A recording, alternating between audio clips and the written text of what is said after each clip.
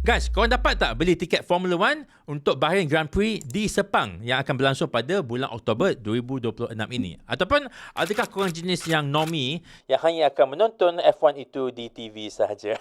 Just kidding lah. Sebab pasal F1, korang tahu tak kenapa Malaysia berhenti buat Grand Prix F1 dekat Sepang? And last kita ada was in 2017 dahulu. Punca paling utama adalah sebab faktor kos yang terlalu tinggi. Korang kena tahu ya, untuk jadi host Formula One, Malaysia kena bayar sekitar 300 juta ringgit setahun. Itu tak termasuk kos-kos operasi dan juga maintenance litar yang boleh cecah sehingga 10 juta ringgit setahun. Jadi walaupun ada banyak fan-fans yang baharu Formula One ya mula muncul lah, nak tengok tak boleh sebab Formula One dah tak ada kat Malaysia. So kerajaan pada waktu itu ada cakap ya, kalau nak bawa balik Formula One ke Malaysia pada waktu ini, kerajaan kena spend sekitar 1.5 bilion ringgit untuk kontrak 3 sehingga 5 tahun. Tapi faktor kedua adalah peminat dan juga demand yang makin jatuh, especially mendekati tahun 2017.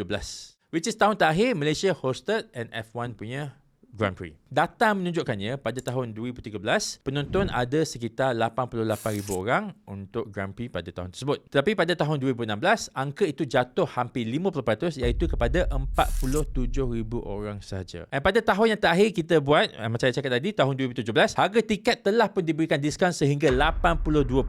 Tetapi masih lagi tidak dijual secara habis. Dan faktor ketiga pula adalah sebab kita kena bersaing dengan Singapore Grand Prix yang ada tarikan tersendiri sebab diorang buat night race ataupun perlombaan dia dilakukan pada waktu malam. Yang ironiknya, Singapore tidak ada litar Formula One yang dedicated pun. Berbanding dengan Malaysia, litar antarabangsa Sepang ini memanglah satu litar yang ikonik. Ia adalah idea asal daripada Tuan Mahathir untuk naikkan nama Malaysia di peringkat global dengan kos pembinaan sekitar 286 juta ringgit. Dan litar ini direka khas oleh Hermann Tilke, which is arkitek terkenal dari Jerman, dan antara litar Formula One yang terawal yang direka sepenuhnya oleh dia sendiri. Panjang litar ini pula sekitar 5.5 km dengan 15 lekor yang memang diakui sangat mencabar dan disukai ramai peminat serta pelumba Formula One. So kali ini bila Bahrain Grand Prix yang terpaksa dipindahkan ke Sepang atas sebab keselamatan dan logistik, kita boleh tengok beberapa hari je lepas tiket tu dijual, sekarang ni dah sold out.